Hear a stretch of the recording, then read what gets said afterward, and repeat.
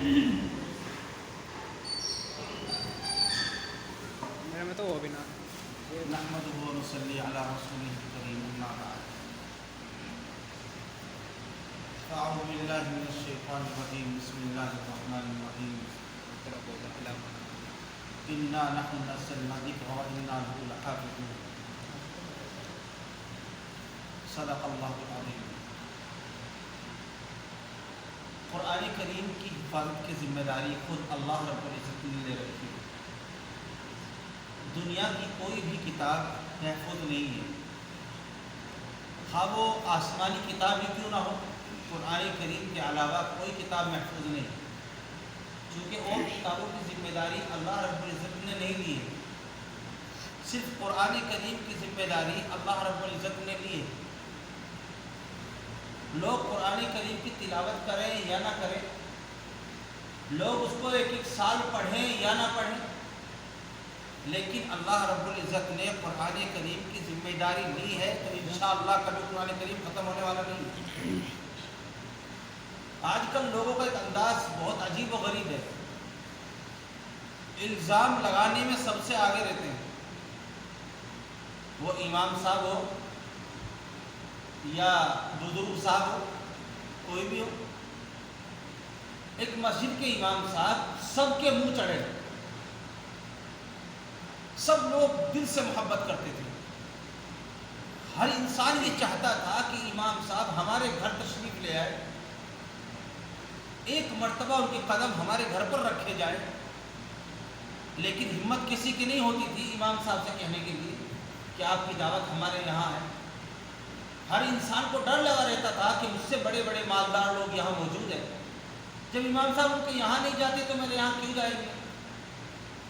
لیکن ایک مرتبہ ایک شخص کی بیوی نے اپنے شوہر سے کہا کہ تم امام صاحب کی دعوت کرو، روزہ افطاری کی دعوت کرو۔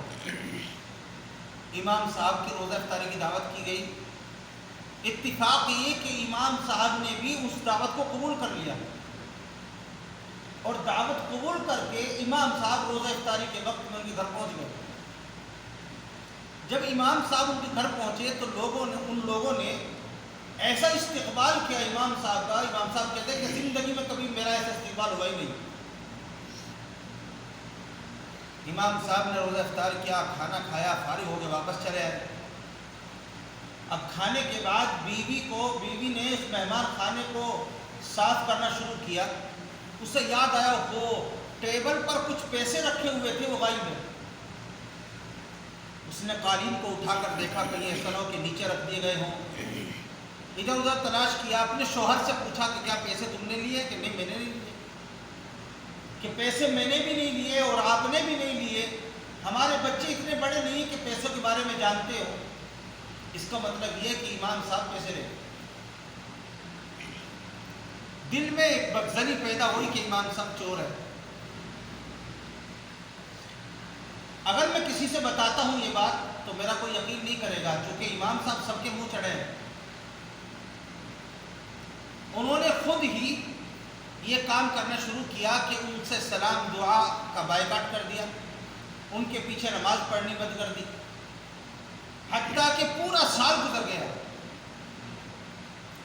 اسی وقت رمضان کا آخری عشرہ پھر سے آیا، بیوی نے پھر شوہر سے کہا کہ امام صاحب کی دعوت کر۔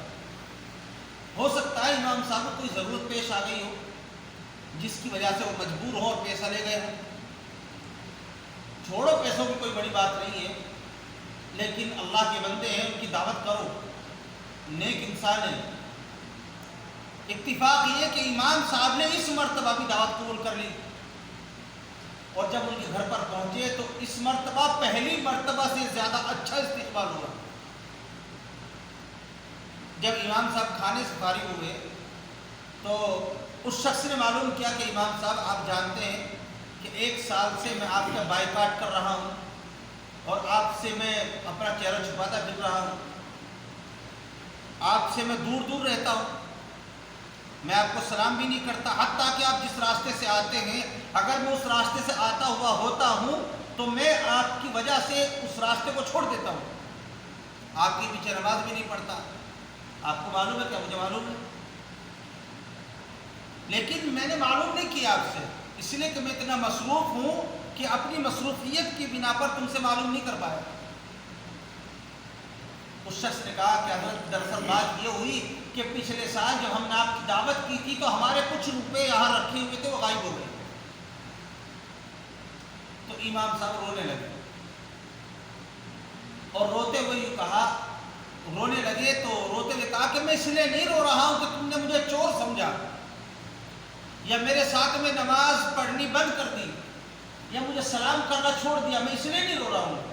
میں اس لیے رو رہا ہوں کہ پورا 1 سال گزر چکا ہے، رمضان کا آخری عشرہ آ چکا ہے، کاش تمہارے گھر میں ایک مرتبہ تو کوئی قرآن کریم کھول کے دیکھ لیتا، کوئی ایک مرتبہ قرآن شریف پڑھ لیتا۔ اس لیے کہ جب میں پچھلے سال آیا تھا تو ٹیبل پر پیسے رکھے ہوئے تھے، ہوا چل رہی تھی اور ہوا سے وہ پیسے اڑ اڑ کر ادھر ادھر جا رہے تھے، میں نے اکٹھے کر کے قرآن کریم کے پہلے ورق پر رکھ دیے تھے۔ اس کا مطلب یہ کہ سال گزر چکا ہے، تمہارے گھر میں ابھی تک کسی نے قرآن کریم نہیں پڑھا ہے، ورنہ آپ لوگ جو ذہنوں میں بدزنی، دلوں میں جو دلوں میں تمہارے بغض بھر گیا ہے، ذہنوں میں جو بدزنی آ گئی ہے، یہ نہ آتی۔ اس کا مطلب یہ ہے کہ تم لوگ ہم سے محبت کرتے ہو، قرآن سے محبت نہیں کرتے، قرآن نہیں پڑھتے ہو۔ کیا پورے محلے والے کا قرآن کریم کی تلاوت نہیں کریں گے تو اللہ رب العزت کی شان میں کوئی کمی آئے؟ 95% ہمارے اس محلے میں لوگ روزے نہیں رکھ رہے ہیں، تو کیا اللہ کی شان میں کمی آ جائے؟ کیا اللہ کی شان میں کمی آ جائے گی؟ قرآن کریم نہیں پڑھ رہے لوگ، تراویح نہیں پڑھ رہے ہیں، تو کیا اللہ کی شان میں کوئی کمی آ جائے گی؟ اپنا خود کا نقصان ہے۔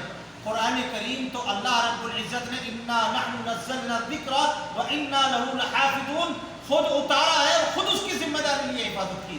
تم پڑھو یا نہ پڑھو، لیکن اللہ رب العزت اس کی حفاظت کر کے رہے گا، اللہ اس کی حفاظت کرے گا۔ اللہ رب العزت ہمارا محتاج نہیں ہے، بلکہ ہم اللہ کے محتاج ہیں۔ شاید اسی وجہ سے یہ پریشانی آ گئی ہے، اسی وجہ سے آج ہر ماں باپ اپنی اولاد سے پریشان ہے، اسی وجہ سے لوگ، ہر مسلمان آج کاروبار کی وجہ سے پریشان ہے، لوگ بھیک مانگنے کے لیے مجبور ہیں اور بھیک پر بھی ملنے کو تیار نہیں ہے۔ اللہ رب العزت ہم سب کو عمل کی توفیق عطا فرمائے۔